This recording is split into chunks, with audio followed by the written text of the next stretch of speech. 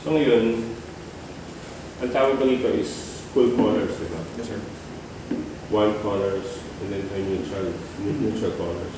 Pero meron akong kinreate na family of color na nagkaroon ako ng neutral,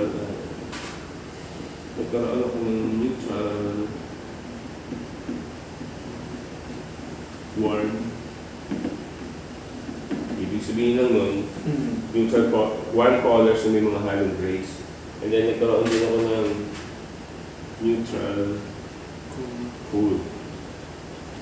So ibig sabihin lang yan, yung same set of colors ko, pero lahat yan may halong neutral para mamatay. Diba?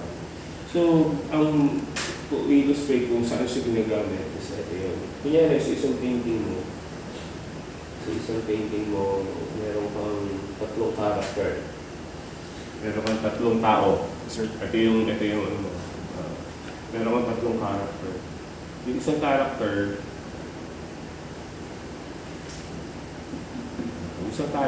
malapit. Simple lang. And then yung second character mo, pangalawang tao, siyempre medyo mas maliit, diba? Nasa likod niya. And then yung pangatlong character mo, nasa likod na malayo talaga. So parang ito yung first character, second character, third character, diba? Tatlo. Pero ang problem, ang suot nilang damit is puro red. So puro ito. So, paano ko kayo maka-create na since lahat sila red color ang damit, pero makikita mo yung depth. Same red, pero makikita mo may lalim. Diba? So, ngayon, dun papasok ang neutral, warm, and neutral cool. The best example to illustrate ko ano yung sinasabi ko ay, kunyari, nasa may biyahe ka, nasa bus ka, di ba? Nasa tabi ka ng bintana, di ba? May mga sa gilid ng NLEX, may puno, di ba? So, yung nakikita mo, gumagano ng puno, nakikita mo kung anong color ng dahon, green, di ba? Nakikita mo kung anong color ng trunk, sabihin ko kunyari, brown, di ba? And then kunyari may bunga siya, kulay red ang bunga niya, mansanas kunyari ko. Nakikita mo kung anong color yung bunga, kasi malapit sa sayo, diba? Pero kunyari, paano yung susunod na mga puno na nasa gitna ng bukid, naaninag mo siya, pero hindi na clear kung anong color sila meron.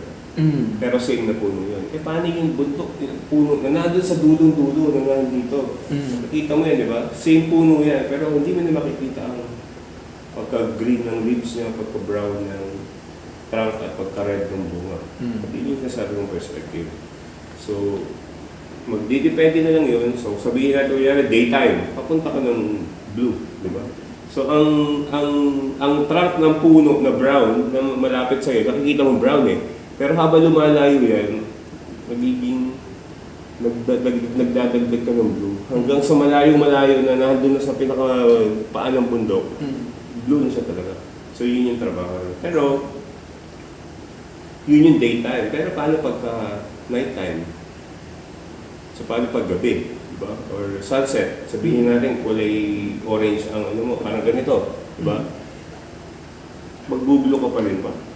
Magwa-warp ka na, mag-init sa ano ka na. Para, ang idea kasi kung ano ang background, kung gusto mong palayuin, dapat idikit mo yung color niya sa background. So kaya ito, off yan, but hindi ako mag-red violet yan kasi hindi siya nabibigit dito. Kaya unang kitang-kita, ito okay to. Okay siya kasi blue, di ba? Pero pag malayo talaga, para makakita mo itong layo, ano pala, kala ko ng video reference. Para makita mo malayo ito. Hindi, okay lang, malayo ito, dapat inalight ko pa yan, mapakita mo yan. So, kunyari, black ang background, di ba? Talagang kunyari, black talaga. Hindi ka magwa-white dito. Dapat habang para lumayo yung object mo, dapat didikit ka rito. Maghahalo ka ng color ng background. So, yun siya. Kaya ito, off tong orange dito. Okay. Kaya kita-kita siya. Kung ako, ito gagamitin ko kasi medyo malapit siya sa value niya. Okay, so given this daytime, ang color ng background ay ito, blue. Ano siya? Sky, diba? So, ano na lang, hindi ko na gagawin tao para mabilis na. Yes, sir. Ano na, shape na lang. Bakit na lang po? Shape na lang siya. So, yun ang background natin. And then, yung shape na yan, lahat yung color red.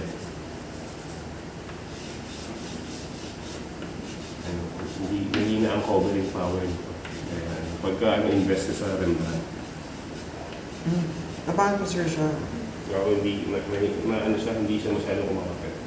Tapos pag in-smudge mo, Okay, so red ang color ng object natin, pero paano natin ito magiging lalayo? So, well, syempre, kung ano yung explanation ko kanina, kung ano yung pinakamalapit, nakikita mo kung ano talaga yung original color, which is red, di ba? Yan yung kunyari, puno na malapit. Pero habang gusto mong palayuin itong red, magdadagdag ako ng cool. Kasi, di ba, sabi ko, ang cool nagpapalayo. So, inihiwalay niya, papalayuin niya to. Pero anong cool? So, kunyari ba kung red dito, kunyari red yan, hahaluwa ko ba ng etega? Siyempre hindi, di ba? So, dun papasok yung hahaluan mo siya ng konting brown para mamatay siya. So, kunyari, given ulit, okay, red. Siyempre, base color yan, di ba? So, okay lang yung red. As given na light yung background ko, di ba? So, ang natin ko, grayish. Yung medyo malapit. Hindi ako siya. So, makikita mo, hindi niya, medyo pinapalabo lang niya, pero hindi niya iniiba yung color.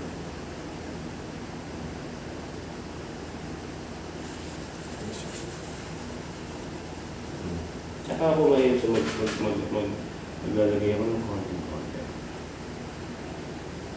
Ngayon, hindi siya kita yung blue, hindi kita yung blue sa red, pero in-influensyahan niya yung red, di ba? And then, paano naman itong pinakamalaki? Okay, so, hindi natin ito, red pa rin siya.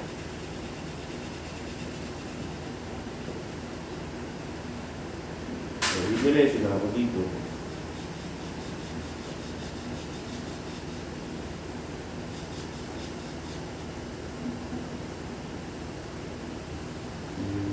Makikita mo yung edge niya mas softer.